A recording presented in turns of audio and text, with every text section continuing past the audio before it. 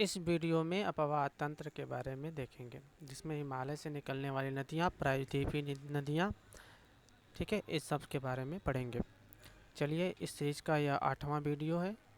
Start करते हैं। भारत में अपवाह तंत्र मुख्य दो भागों में बांटा गया है। पहला है हिमालय से निकलने वाली नदियाँ और एक है प्रायद्वीपीय नदियाँ।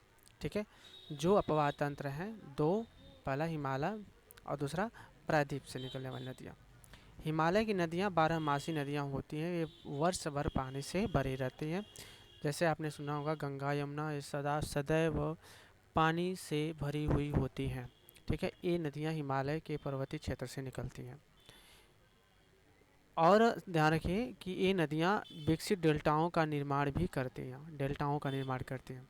ठीक है, ये नदियाँ उत्तर से लेकर के होते हुए पूर्वी क्षेत्र में बहते हुए बंगाल की खाड़ी में जाकर के गिरती हैं। ठीक है, जहाँ पर अधिक मात्रा में पूर्वी तटीय क्षेत्र में अधिक मात्रा में डेल्टाओं का निर्माण करती हैं। अधिकतर प्रायद्वीपीय नदियाँ मौसमी होती हैं, क्योंकि इनका प्रभाव वर्षा पर निर्भर करता है। लेकिन हिमालय की नदियों की बात करें तो यह नदियाँ वर्ष भर पानी से भरी रहती हैं। ठीक है, लेकिन प्रायद्वीपीय नदियाँ मौसमी होने की वजह से ये गर्मी के दिनों में सूख जाती हैं। प्रायद्वीपीय भारत में अधिकतर नदियां पश्चिमी घाट से निकल के और बंगाल की खाड़ी की तरफ जाती हैं। ध्यान रखिएगा, इंपॉर्टेंट लाइन है ना, अधिकतर नदियां जो हैं पश्चिमी घाट से निकलती हैं, इस तरफ से निकलती हैं और पूर्वी घाट की तरफ बढ़ती हैं। ठीक है, जो बंगाल की खाड़ी में जाकर के गिरती हैं और इधर डेल्टाओं का निर्माण करती हैं। और जो नदियाँ पश्चिम की तरफ जाकर के मिलती हैं, पश्चिम तट मतलब जो अरब सागर में जाकर के गिरती हैं, वे डेल्टाओं का निर्माण नहीं करती हैं। ठीक है, आगे चलते हैं। हिमालय की नदियाँ, यहाँ पर इस टॉपिक में हम केवल हिमालय की नदियों के बारे में पढ़ेंगे। ठीक है, सिंधु नदी तंत्र। सिंधु नदी का उद्गम स्थल मानसरोवर झील के निकट तिब्बत में है। ध्यान रखिएगा, सिंधु नदी का जो उद्गम स्थल है मानसरोवर झील के पास है। ठीक है, कहाँ पर? तिब्बत में।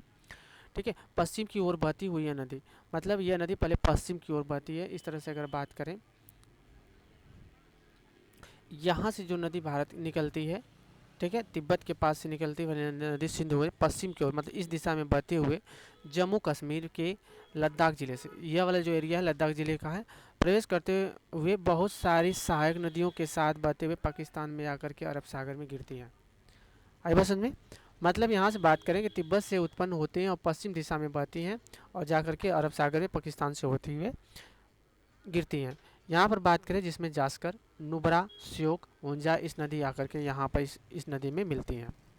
सतलज, ब्यास, रावी, चेनाब, झेलम आपस में मिलकर के पाकिस्तान में मिठान कोट के पास सिंधु नदी में मिल जाते हैं। यहाँ पर मिठान कोट है। यहाँ पर चेनाब सबसे बड़ी सहायक नदी सिंधु की चेनाब नदी है, और इसके साथ साथ झेलम नदी आती है, रावी भी आती है, ब्यास भी आती है, आकर के मिल करके कि कहाँ पर मिलते हैं? पठानकोट, जाते करके मिठानकोट, पठानकोट नहीं, मिठानकोट के पास मिल जाते हैं। ठीक है, अंत में कराची से पूर्व की ओर अरब सागर में मिलती हैं। ठीक है, मतलब ये सब सारी नदियां जाकर के अरब सागर में मिल जाती हैं। आगे देखें तो सिंधु जल समझौता, यहाँ से एक टॉपिक है सिंधु जल समझौता के बारे में। अनुच्छेद बात करें 1960 के अनुसार भारत इस नदी प्रक्रम के संपूर्ण जल का केवल 20% जल उपयोग कर सकता है। मतलब सिंधु नदी का जो जल है भारत केवल 20% उपयोग कर सकता है, बाकी 80% पाकिस्तान यूज करेगा। ठीक है, यही सिंधु जल समझौता है। यह जल समझौता कब हुआ था? यह जल समझौता 1960 में हुआ है। ठीक है, अनुच्छेद 1960 के अंतर्गत हुआ।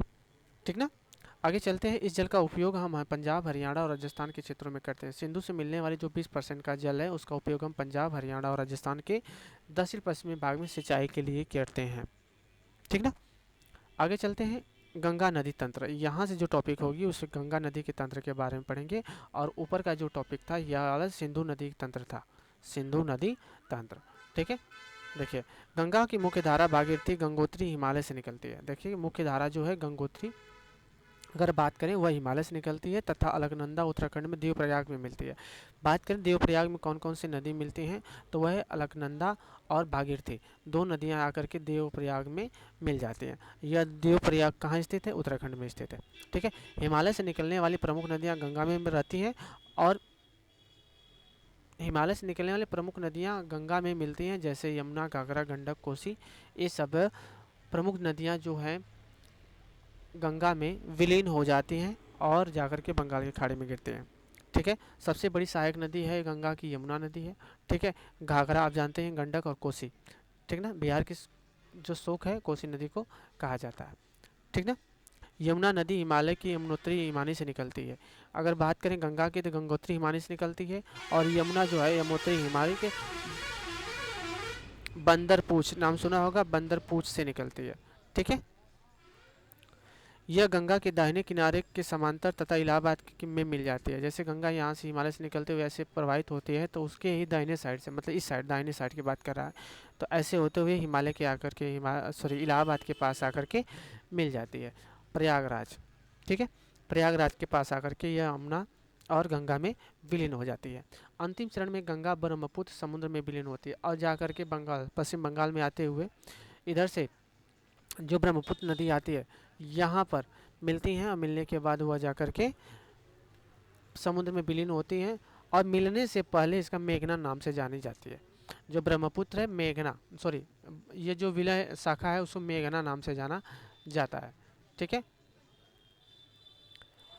गंगा एवं ब्रह्मपुत्र के जल वाली बृहद नदी बंगाल की खाड़ी में मिल जाती है। इन नदियों द्वारा बनाए गए डेल्टा को सुंदरबन के डेल्टा के नाम से जाना जाता है। सुंदरबन डेल्टा भारत का सबसे बड़ा डेल्टा के अंतर्गत आता है, और इसके बारे में अभी हम बताएंगे सुंदरबन डेल्टा के बारे में।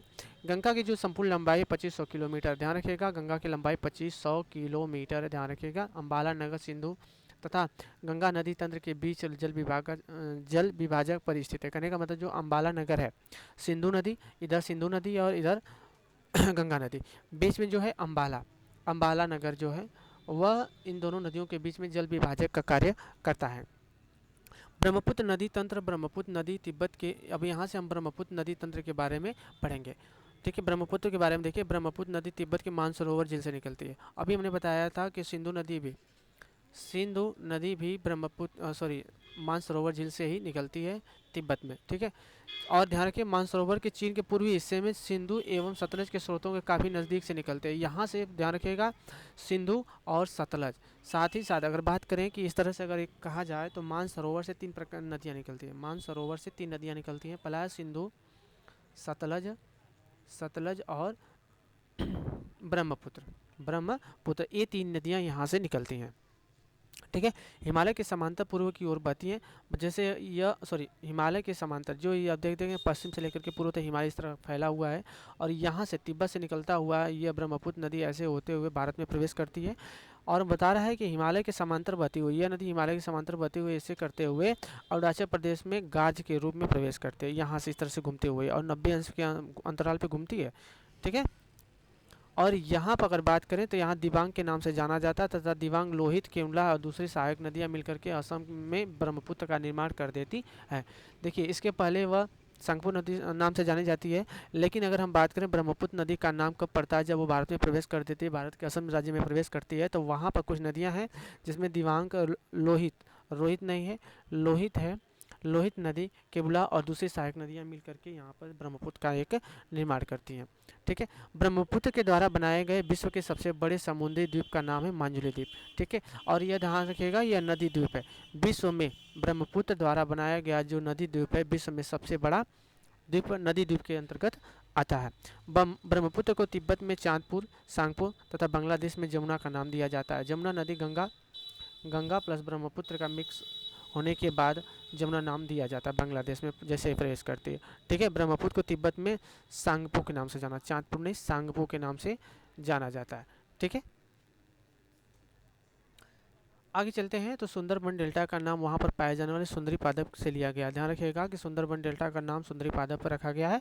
सुंदरबन डेल्टा का विश्व में सबसे बड़ा डेल्टा के अंतर्गत आता है, ठीक है। यहाँ पर रॉयल बंगाल टाइगर भी पाए जाते हैं। विश्व में सबसे अधिक अपवाह द्रोणी अमेजन नदी का है।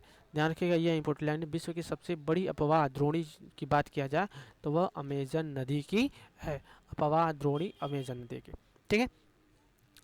दोस्तों, ये इस प्रकार से ये हमारा टॉपिक था अपवाह तंत्र। इससे भी अंतर्गत कुछ टॉपिक से भी बचे हुए हैं जो हम अगले वीडियो में कवर करेंगे।